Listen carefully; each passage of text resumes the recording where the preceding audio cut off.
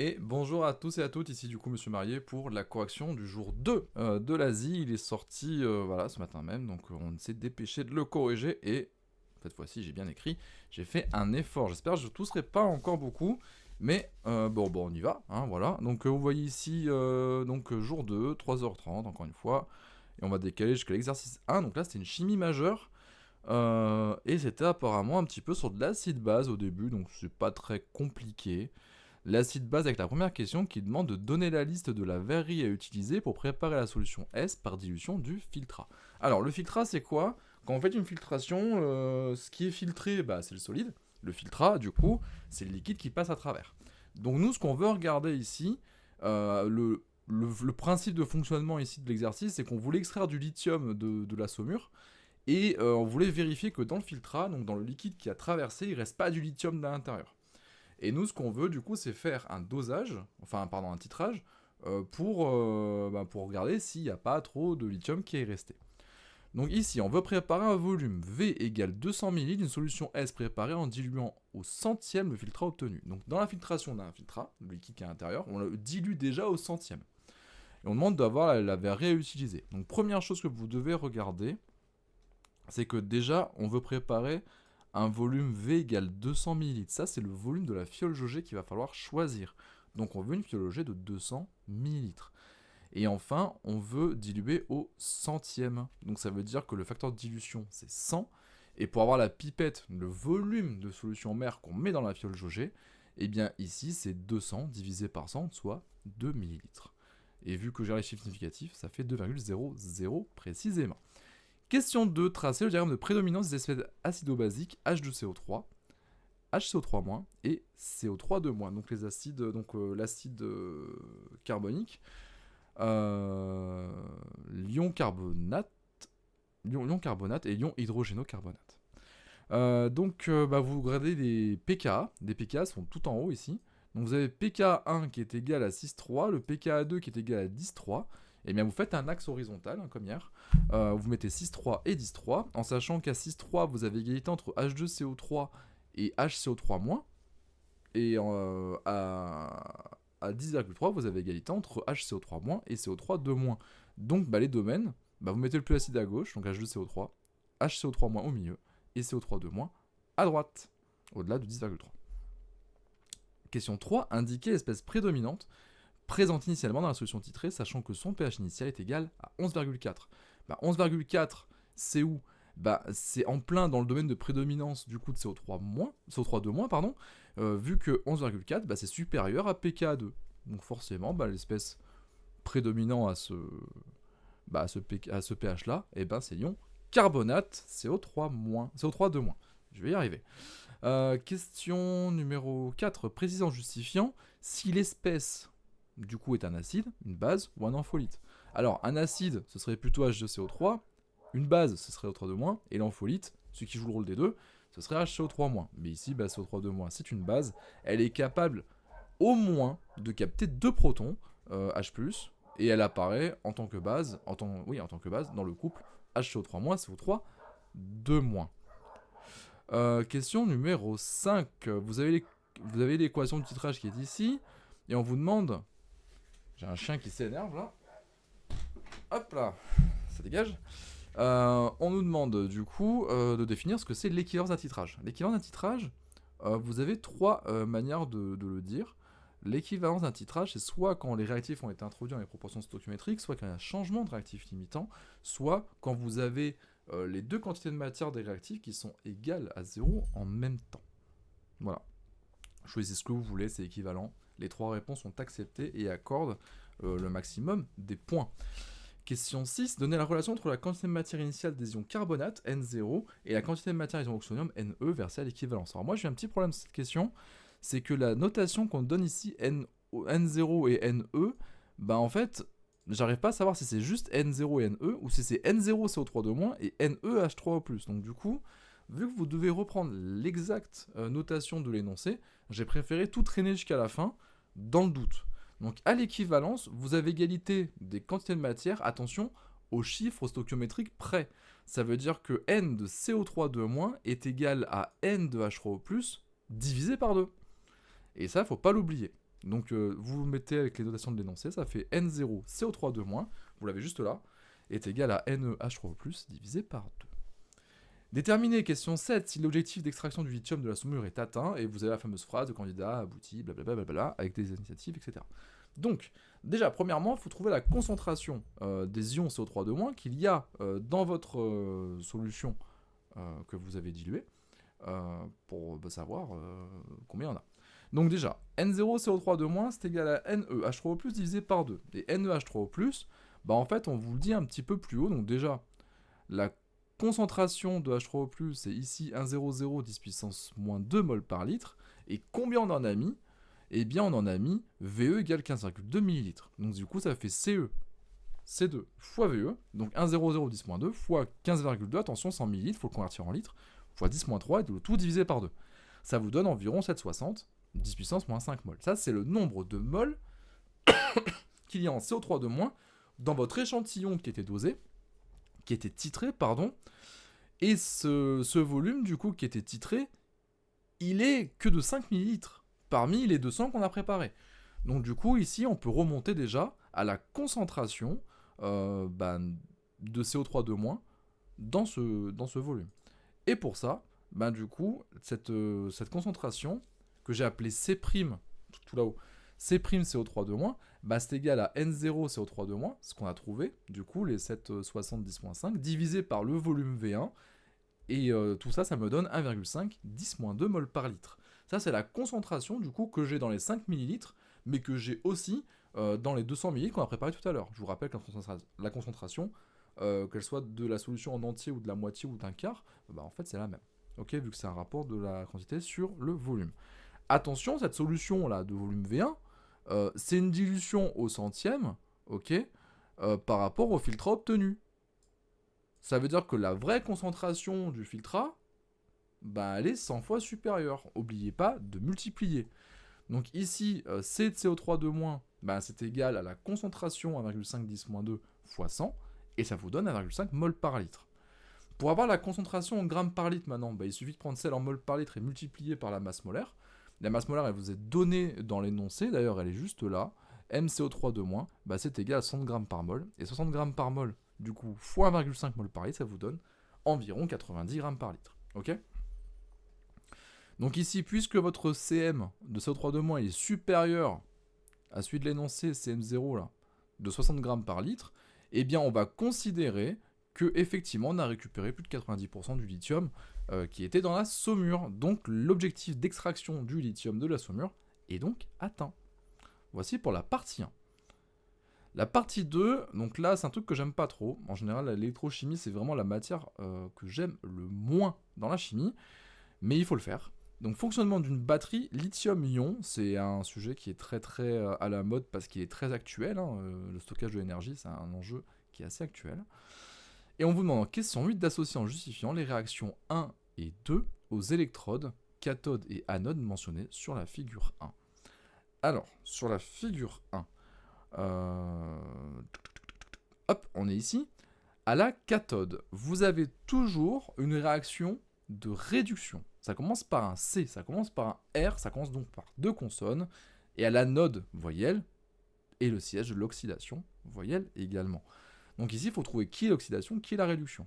Donc ici, la réaction qui prend le cobalt, là, le dioxyde de cobalt, plus Li+, plus électron, ça, donc c'est bien une réduction, et elle se passe, du coup, au niveau de la cathode. Donc la cathode, réduction, équation de réaction numéro 1.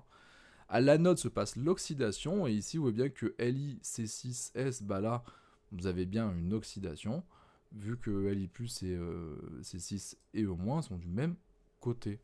Ok ? Voilà. Donc ici, c'était assez simple si vous retenez le moyen mémotechnique, voyelle et consonne pour réaction. Voilà. La question 9, vous demandez... Attendez, je remonte à la question 9. Voilà. De faire apparaître sur l'annexe 9 à rang avec la copie la polarité de la pile, le sens du courant électrique à l'extérieur de la pile, le nom et le déplacement des porteurs de charge à l'extérieur de la pile, et le mouvement des ions lithium au sein de la pile. On y va. Alors, du coup, ça, je ne l'ai pas fait, j'ai mis voir annexe. J'ai pas scanné l'annexe, donc on va le faire avec. Hein. Voilà. Donc, ici, la cathode. Donc, la cathode, c'est plus. Donc, est-ce que je peux modifier ici on va faire ça. Comment on va faire ça? On va faire ça très rapidement. Tac. On va faire ça très rapidement et très salement. Hop. Voilà. Et on va mettre ça ici. Alors, du coup, on va marquer ça en rouge, vu qu'on corrige. Hop, ici, vous avez, tac, le côté plus, ça c'est la cathode, et l'anode, la borne moins, ok? Première chose, le sens des électrons. Ben, les électrons, ils vont en dehors de la pile, du plus vers le moins. Enfin, pardon, le sens du courant, n'importe quoi, va de plus vers le moins. On va mettre dans une autre couleur, hop, on va prendre, je sais pas, du bleu, hop. Le sens conventionnel du courant, en fait, on l'a décidé comme allant du plus vers le moins en dehors de la pile. Alors, étant donné que là, on est sur une batterie lithium-ion, bah, c'est elle qui joue le rôle de générateur, donc je vais dire que c'est elle la pile. Les électrons vont dans le sens inverse de ce sens. En fait, le sens du courant a été décidé de manière historique avant qu'on découvre ce que c'était l'électron. Donc forcément, hop, les électrons dans ce sens-là. Et enfin, il faudrait mettre du coup les ions lithium. Et les ions lithium, ben. Hop. Les ions lithium. Bah, ils vont dans ce sens-là. Tout simplement. Ok? Voici ce qu'il fallait répondre pour cette fameuse question 9.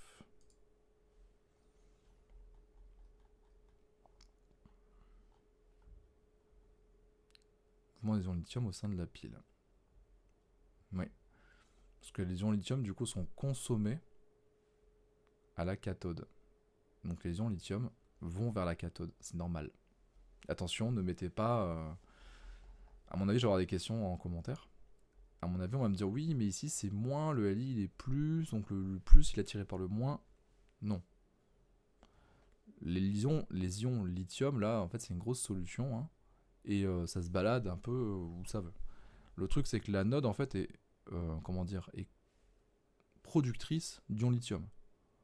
Donc les ions lithium, en fait, ils sont beaucoup, en fait, autour de l'anode, et une fois que bah, ça se disperse dans le milieu, bah, ça va vers le loin de l'anode, donc du coup, ça va vers la cathode. Et à la cathode, bah, à chaque fois que vous avez un lithium qui s'approche un peu trop près, paf, il est consommé. Donc il disparaît.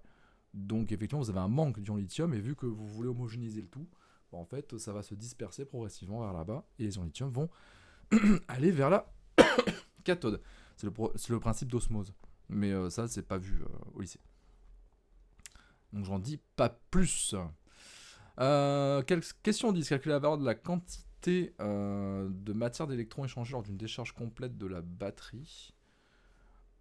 J'ai tout fait, hein? Oui. Alors, pour la décharge de la batterie. Donc, le nombre d'électrons qu'il y a ici, bah, c'est la capacité totale Q divisé par Na fois E. Ça, on vous donne l'expression dans le sujet, hein, donc il y a juste à changer. Le truc, c'est que ici, votre Q, il est en ampères-heure. Donc il va falloir le convertir ici en coulomb via la relation qu'on vous donne. 1 ampère-heure égale 3,6 10 puissance 3 coulomb. Donc vous faites 214 fois 3,6 10 puissance 3, c'est marqué juste là, divisé par la constante d'Avogadro fois la charge élémentaire, et ça vous donne pile poil 8,0 mol. On vous demande ensuite... Ah, je suis pas sur la bonne page? Si, ça y est. On vous demande ensuite, question 11, de déterminer la valeur de la masse de LiC6 nécessaire. Bah en fait, déjà, il va falloir trouver combien il y a d'électrons échangés, et dans les réactions, on donne que 1 électron est échangé par molécule de LiC6. Donc du coup, la quantité de matière d'électrons échangés pendant toute la charge va être égale à la quantité de matière de LiC6. Donc la masse de LiC6 est égale à la quantité de matière de LiC6, qui est égale à celle des électrons, donc 8 mol, fois sa masse molaire, qui est 79,0, c'est donné aussi dans l'énoncé. D'ailleurs, elle est juste là, hein. Hop, si vous ne l'avez pas vu. Et tout ça, 8 x 79, ça fait 632 grammes. Attention, j'étais un peu vite. 8,0, j'ai que deux chiffres significatifs, donc vraiment, il faut que je marque 6,3 10 puissance 2 grammes, si je veux les respecter, les chiffres significatifs. Et vous voyez que mon stylo encre a un peu bavé ici quand j'ai refermé ma feuille. Fin de la partie chimie. On passe à la partie physique. La partie physique, du coup, un slam dunk au golf, c'est le fait de balancer la balle de golf directement dans le trou sans la faire rouler. Donc ça s'apparente à une parabole, encore une fois. Et de toute façon, avec les étudiants, je dis à chaque fois qu'il y a toujours un sport à la con qu'on va apprendre avec une parabole pour faire une chute libre et faire un exo de mécanique. On demande ici, du coup, de nommer le phénomène physique lié au décalage de fréquence. Donc en gros, ici, la mesure de la vitesse initiale de balle de golf, elle se fait au radar. Le principe du radar, c'est d'envoyer une onde dessus. L'onde, elle va être réfléchie. Et vous allez récupérer l'onde de retour. Sauf que l'onde de retour, en fait, elle a un décalage par rapport à la vraie fréquence. Et en fonction de ce décalage, vous pouvez trouver la vitesse de l'objet. Donc ici, vous avez la valeur la formule qui est ici, et ce phénomène, en fait, sur lequel repose ce principe, c'est ce qu'on appelle l'effet Doppler. Question 1. Question 2. Calculer la vitesse de la balle V0 de la balle frappée par la joueuse. Eh bien, ce V0, d'ailleurs, j'ai mis que V, il faudrait remettre V0. Ici, valeur absolue de delta F est égale à 2VC sur... 2VFE sur C. Donc, en fait, votre V, c'est valeur absolue de delta F fois C divisé par 2FE. Et ça vous donne 4125 fois 300 10 puissance 8, divisé par 2 fois 21,125 GHz, donc du coup 10 puissance 9 pour l'avoir en Hertz. Et ça vous donne pile poil 30,0 mètres par seconde. On passe à la partie 2, donc toute petite partie de physique en ondes. On passe du coup à un problème où on nous dit ici que la balle évolue en champ de pesanteur, on néglige les forces de frottement. Donc négliger forces de frottement, ça veut dire directement chute libre. Et qui nous dit chute libre dit normalement un checkpoint que vous devez absolument respecter, c'est A égale G. Donc si vous négligez les frottements, attention, je monte la feuille. Tac. On a la feuille d'en dessous, donc je vais... Hop, voilà. Si on néglige les frottements, on dit que le système étudié c'est la balle de golf. Ça, c'est une rédaction qu'il faut absolument respecter. Système choisi, balle de golf. Référentiel d'étude qui est choisi, terrestre. Vous le supposez galiléen, sinon les lois de Newton ne peuvent pas s'y appliquer. Et enfin, vous faites le bilan des forces, sachant que les frottements sont négligés, il n'y a plus que la gravitation, donc P égale mg, vu à proximité du sol, on peut dire que le poids est équivalent à la force de gravité de la Terre. Donc P égale mg. Ça vous donne que la deuxième loi de Newton s'exprime sous la forme somme des forces extérieures égale masse fois accélération. La masse fois le champ de pesanteur terrestre est égal à la masse fois l'accélération. Vous supprimez les deux masses, supprimez pas Mars s'il vous plaît. Donc G égale à A. Et vous retrouvez la fameuse égalité entre le champ de pesanteur terrestre et la valeur de l'accélération dans le cas d'une chute libre. Vous en déduisez du coup les coordonnées du vecteur accélération, ce que vous demandez d'avoir. Vous demandez d'avoir et à x et à y. AX, c'est 0, parce que la force, elle est selon la verticale, donc forcément l'accélération est selon la verticale, donc forcément la totalité de G est selon Y. Donc AY est égal à G. Attention, l'axe il est choisi vers le haut, le G il va vers le bas, donc vous n'oubliez pas le moins devant le G. N'oubliez pas de mettre aussi le petit parenthèse OXY ou OIJ, qui permet de dire que les coordonnées du vecteur A sont bien sûr prises dans cette base. C'est important de le rappeler. Je me fais triper par les profs de maths à chaque fois que je fais un peu ce raccourci. Question 4. Montrer que les équations horaires de son mouvement sont... Et là, vous avez la fameuse démonstration qui apparaît dans un sujet sur deux de champ de pesanteur. C'est classique. Vraiment très classique. Donc première chose, vous prenez que A est égal à la dérivée du vecteur vitesse. Et vous cherchez les coordonnées du vecteur vitesse, sachant que la dérivée de Vx, ça donne AX. La dérivée par rapport au temps de Vy, ça donne AY. Donc vous prenez vos coordonnées 0 et moins g. Qu'est-ce qui donne 0 et moins g si je le dérive ? Eh bien, une constante qu'on va appeler C1 pour donner 0, et moins g fois t plus une constante C2 pour donner moins g une fois dérivée. D'ailleurs, C1 et C2 sont deux réels qui sont des constantes d'intégration et qu'on va s'efforcer de trouver. Comment on les trouve ?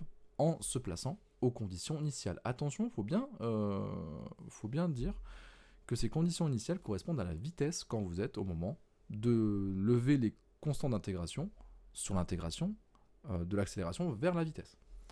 Donc ici, à t égale 0, le v de t est égal à v0.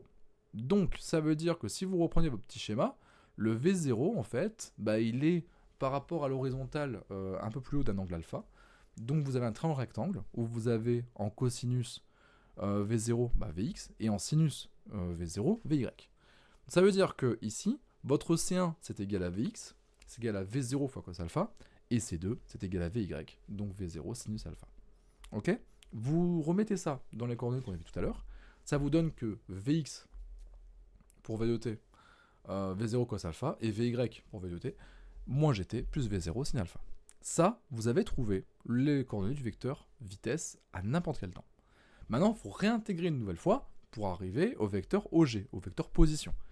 OG, c'est pareil, vous dites que x de t, c'est la dérivée, que v de t, vx, c'est égal à x de t en dérivée de temporelle, et que dy sur dt, c'est égal à vy. Vous allez alors, qu'est-ce qui donne v0 cos alpha une fois dérivé ? V0 cos alpha fois t, plus une constante d'intégration qu'on appellera C3 ou C1', ou comme vous voulez. Et ensuite, pour donner moins gt plus v0 sin alpha, moins 1,5 de gt au carré, plus v0 sin alpha fois t, plus une constante d'intégration, un réel, qu'on appellera C4. Encore une fois, C3 et C4 sont des réels, des constantes d'intégration liées à la position. Pour lever le doute, pour lever en fait cette indétermination sur les constantes d'intégration, on va s'intéresser aux conditions initiales, cette fois-ci de la position. Et à t égale 0, le vecteur OG, il est égal à 0h. En fait, les coordonnées du vecteur OG, à t égale 0, c'est 0 pour x et c'est h, petit h, pour y. Donc vous en déduisez que C3 c'est 0, C4 c'est h, et donc vous remplacez C3 et C4 par 0 et h, et ça vous donne la fameuse chose que vous deviez trouver, soit V0, je finis de bouger, est égal, OG de t est égal à V0 cos alpha fois t, pour x de t, et moins 1,5 de gt2 plus V0 sin alpha t plus h, pour y de t. La question 5, on vous demande de trouver l'équation de la trajectoire, donc c'est-à-dire y en fonction de x. C'est-à-dire que t doit disparaître. Pour faire disparaître t, il va falloir l'exprimer en fonction de x. Vous voyez bien qu'ici on avait y de t, et que maintenant on veut y de x, donc la variable doit devenir x. Ce qui serait top, ce serait de remplacer un t en faisant apparaître un x. Et ça, c'est autorisé via l'équation que vous avez de x de t, celle-ci. En fait, x de t, on vous dit que c'est v0 cos alpha fois t. Et bien du coup, t, c'est x de t divisé par v0 cos alpha. Et ça, vous allez l'injecter dans y de t. Ce qui veut dire que le t va disparaître, et y de t ne s'écrit plus y de t, il s'écrit y de x. Parce que la variable maintenant c'est x. Donc y de x, ça devient quoi ? Ça devient 1,5 de g. Attention, c'est plus t. Donc x sur v0 cos alpha, le tout au carré, plus v0 sin alpha, avant c'était fois t, maintenant c'est fois x divisé par v0 cos alpha, plus h. Sauf que les deux v0 vont se supprimer, les v0 qui sont ici là vont se simplifier, et vous avez sin de alpha divisé par cos de alpha fois x, et bien tout ça en fait, sin alpha sur cos alpha, c'est égal à tangente alpha. Et c'est comme ça que votre tangente apparaît. Si on réécrit tout, sans développer le terme en carré, parce que on ne le demande pas dans l'énoncé, ça fait moins 1,5 de g fois x2 fois divisé par v0 cos alpha le tout au carré. Donc c'est ce qu'on a. Je peux avoir un... Ok. Non, j'arrive pas à le mettre. En fait, le PDF est un peu corrompu, on n'arrive pas à... C'est bizarre. Bon, le terme qui est avant ma surlignance là, on l'a trouvé. Et il me reste tangente alpha fois x plus h. X tangente alpha plus h. On est bien, du coup, dans ce qui était demandé. Question 6. Indiquez les paramètres initiaux de lancement sur lesquels la joueuse peut intervenir pour réussir le slam dunk.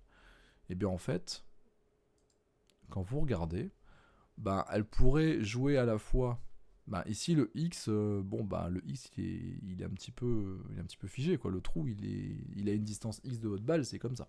On ne pourra ni bouger la balle, c'est de la triche, ni bouger le trou, c'est de la détérioration du terrain public. Mais votre V0, vous pouvez jouer dessus. Le G, ça concentre terrestre, donc du coup on peut pas jouer dessus. H, non plus, parce qu'en fait c'est un tee sur lequel repose la balle. Et donc, il ne reste plus que V0 et alpha. Donc vous pouvez jouer sur la vitesse initiale V0, la force que vous donnez à votre club qui va communiquer une vitesse initiale à la balle, et sur alpha, donc du coup l'angle avec lequel vous faites partir votre balle. Question 7, on vous dit que alpha égale 39 degrés et V0 égale 30 mètres secondes. 30 mètres par seconde, et on vous dit qu'indiquer si, dans ces conditions, la joueuse réussit le slam dunk. Alors, ça marche que si, à Y de D, la hauteur vaut 0. C'est-à-dire qu'à D, vous avez, je vous remonte le schéma, le trou il est à D, à une distance D de la balle. Donc il faut que quand vous avez parcouru en tant que X la valeur D, votre hauteur soit de 0. Parce que s'il est au-dessus du trou, ça va tomber plus loin, c'est un peu con. Donc vous voulez que, au niveau du trou, la balle elle soit dedans, donc à hauteur 0, et qu'elle pénètre du coup dans le trou que vous visiez. Ici, vous posez Y de D. Y de D c'est égal à moins 1,5 de G fois D sur V0 cos alpha de tout au carré, plus tangente alpha fois D plus H. Vous remplacez par les valeurs numériques et en fait vous trouvez que finalement ça vaut moins 82 mètres. Donc à moins d'être débile, tirer dans l'autre sens, bon, et même si on met une valeur absolue ça fait 82 mètres, c'est pas bon. En tout cas c'est pas 0. Donc ici vous n'avez pas 0, ça veut dire que peu importe le résultat, le slam dunk il a été raté. Voilà, il n'y a pas à demander plus. Et on passe directement à l'exercice numéro 3, qui est un paiement sans contact, et ici vous reconnaissez le fameux dipôle RC qu'on affectionne tant. La question 1 vous demande d'exprimer l'intensité IT du courant circulant dans le circuit en fonction de la tension au bord du condensateur UC, la capacité C du condensateur. Alors vous savez que I c'est dQ sur dt. Ça c'est tout à fait simple. Voilà, je vais mettre l'exercice en entier. Et Q c'est C fois UC de T. Forcément si je remplace du coup C fois UC dans ma dérivée, dQ sur dt ça devient D de CUC sur dt. Le truc c'est que C c'est une constante. Vous savez que quand on dérive un produit, en fait vous faites UV' plus V'U. Et en fait C vu que c'est une constante par rapport au temps, ce terme va s'annuler. Donc je peux directement le sortir de la dérivée. Ça me donne I de t égale CD de UC de t sur dt. Voilà comment on démontre tout ça. Montrer que l'équation différentielle en question 2, vérifiée par la tension UC au bord du condensateur, s'écrit D de UC sur dt plus UC sur taux est égal à E sur taux. Alors ça, il va falloir y aller par étapes. La première étape, c'est de poser votre loi d'Emaille. La loi d'Emaille, elle dit quoi ? Elle dit que tous les tensions délivrées par E, par les générateurs, est égal à toutes les tensions consommées par les récepteurs. Donc du coup, E est égal à UR plus UC. Ça, c'est ma loi d'Emaille. Sauf que ici, j'ai un dipôle de type réceptif, de type résistif. Ça veut dire que la loi d'Ohm peut s'appliquer. UR, c'est égal à R fois I. Donc deuxième étape. Donc là où j'ai mis loi d'Emaille, E égale UR plus UC. Et juste en dessous, UR est égal à RI de T. Et le truc, c'est qu'on peut l'injecter dans la loi d'Emaille. Donc du coup, UR, dans la loi d'Emaille, ça donne E égale à R fois I plus UC. Le truc, c'est qu'à la question 1, on m'a demandé de déterminer que I de T pouvait s'écrire autrement. Et I de T, c'est CDU sur dt.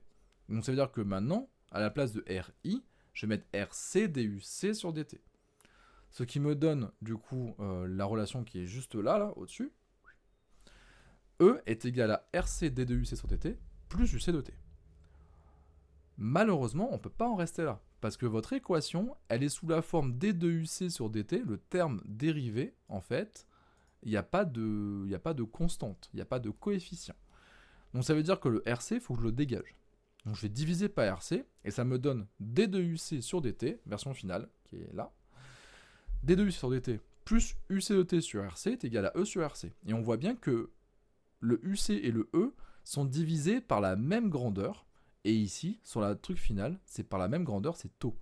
Donc ainsi, je peux poser que taux est égal à RC, et en remplaçant, je retombe bien sur l'équation qui m'est demandée. Question numéro 3. Ah, il fallait exprimer taux en fonction de R et C, mais bon, c'est fait, taux égale RC, c'est bon. Question 3, vérifiez que l'unité de taux est la seconde. Vous prenez votre équation. Là, je vais le faire sur le sujet, mais je l'ai fait aussi en version rédigée à côté. En fait, vous avez une somme. Donc ça veut dire que si E sur taux est sur une unité, UC sur taux, il a la même unité, et D de UC sur dt, il a la même unité. Le truc, c'est que j'ai deux termes qui dépendent de taux. Et je le connais pas. Donc je vais prendre le troisième. Ou, dans le sens de la lecture, le premier. D de UC sur dt. La dérivée, c'est une toute petite valeur, du coup, de mon quotient. Mon quotient, c'est quoi? En fait, je suis en train de dériver, je suis en train de diviser UC, une tension, en volts, par un temps en secondes. Donc ici, ce terme D de UC sur dt, il est en volts par seconde. Et à côté, j'ai UC sur taux, qui doit être en volts par seconde aussi. Or, UC, c'est en volts. Donc taux, il est en secondes. Je fais la même chose de l'autre côté. E sur taux, il doit être en volts par seconde, sauf que E, c'est la force électromotrice. Elle est marquée ici comme étant égale à 5 volts. Donc forcément, mon taux est de ce fait en secondes. Ça, c'est normal. Et c'est comme ça qu'on dit que taux, en fait, ce sont des secondes. Vérifier que l'unité de taux est la seconde, ça c'est fait. Et vérifier que UC égale à E facteur de 1 moins exponentielle de moins t sur taux. Et que c'est la solution de l'équation différentielle. Et bien en fait, vous reprenez ici l'équation que vous avez là au début, le membre de gauche, vous remplacez UC par la solution, que vous divisez par taux, bien évidemment. Donc ça, c'est ce que j'ai fait en deuxième ligne sur ma feuille. Donc UC sur taux, c'est quoi? C'est la solution que j'ai développée d'ailleurs. Donc à la place de mettre E facteur de 1 moins exponentielle, j'ai mis E moins E exponentielle de moins t sur taux. Et j'ai divisé partout par taux. D de UC sur dt, c'est quoi? C'est la dérivée du coup de ma solution qui est ici. Mais quand on la développe, ça fait E moins E exponentielle de moins t sur taux. Donc le E, il dégage. La dérivée de la somme est la somme des dérivées. Donc E, dérivée de E, c'est 0. Donc ça dégage. Et il me reste plus dérivée de E exponentielle de moins t sur taux. Sauf que la exponentielle de moins t sur taux, en fait, la dérivée, c'est moins 1 sur taux fois E fois exponentielle de moins t sur taux. Le truc, c'est que j'ai déjà un moins. Donc ça veut dire que moins 1 sur taux fois moins E exponentielle de moins t sur taux donne E sur taux exponentielle de moins t sur taux. J'espère que vous arrivez à me suivre. De toute façon, tout est marqué là-haut. Ce qui fait que quand je remplace, quand je fais la somme des deux, pour trouver mon résultat, eh bien ça me fait E sur taux moins E sur taux exponentielle de moins t sur taux, ça c'est mon terme UC sur taux, plus E sur taux exponentielle de moins t sur taux, ça c'est mon D de UC sur dt. Et bien en fait j'ai les deux termes en exponentielle qui se simplifient et il me reste plus que E sur taux. Et comme par hasard, ma solution ici, membre de droite, c'est E sur taux. Donc j'ai bien prouvé que en remplaçant par la solution de l'équation différentielle, je vérifiais cette équation là. Et donc on peut dire que cette valeur, cette expression de UC est bien solution de mon équation différentielle. Voilà comment on procède. L'évolution de la tension UC au bord du condensateur, au bord de blablabla, sur l'annexe à rendre avec la copie. Déterminant explicitant la démarche choisie, la valeur de la constante de temps, taux. Et bien en fait, on sait que taux, c'est égal à 63%, c'est le temps au bout duquel vous atteignez 63% de la charge. On pourrait aussi, ici, faire la tangente par rapport à 0. On fait la tangente de cette courbe-là. Et quand on regarde par rapport à 5 volts, et on se rend compte qu'on tombe pile poil sur 4. Et ça marche aussi, le temps caractéristique, en fait, il peut se trouver comme ça.